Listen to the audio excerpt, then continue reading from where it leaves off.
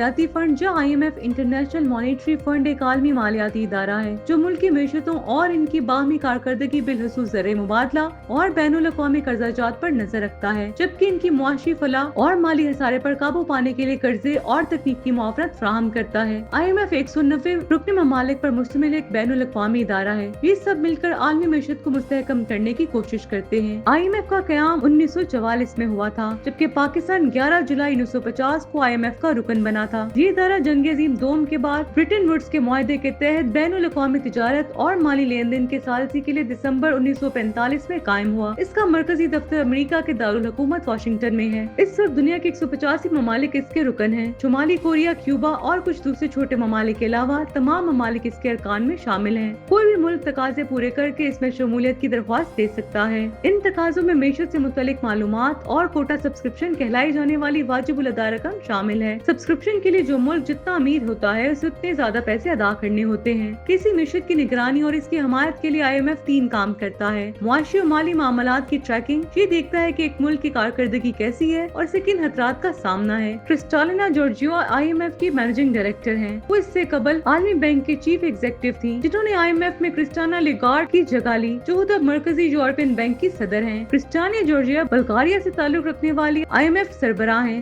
جو یورپی یونین کا سب سے غریب ملک ہے۔ IMF کے آغاز کے بعد سے عمومی طور پر ادارے کا سربراہ یورپی ہوتا ہے، جبکہ عالمی بینک کی صدارت امریکی شہری کے پاس رہتی ہے۔ 2019 میں بطور IMF سربراہ اپنی پہلی سالانہ کانفرنس سے قبل کرسٹالینا جورجیوا نے خبردار کیا تھا کہ بریگزٹ یورپ اور برطانیہ دونوں کے لیے تکلیف دہ ہو سکتا ہے۔ IMF سن 1944 میں امریکہ میں ہونے والے برٹن ووڈ کانفرنس کے نتیجے میں وجود میں آیا تھا۔ اس کانفرنس میں دنیا بھر سے دوسری عالمی جنگ کے دوران 44 ممالک نے شرکت کی تھی، جن میں برطانیہ، امریکہ اور سوویت یونین شامل تھے۔ اس کانفرنس میں عالمی معاشی معاملات کے ساتھ ساتھ ایک مستحکم ایکسچینج ریٹ کا نظام بنانے اور جنگ سے متاثرہ یورپی ممالک کی معیشت کو بحال کرنے پر بات چیت ہوئی تھی۔ ان مقاصد کو پورا کرنے کے لیے عالمی بینک اور IMF معاوضے وجود میں آئے۔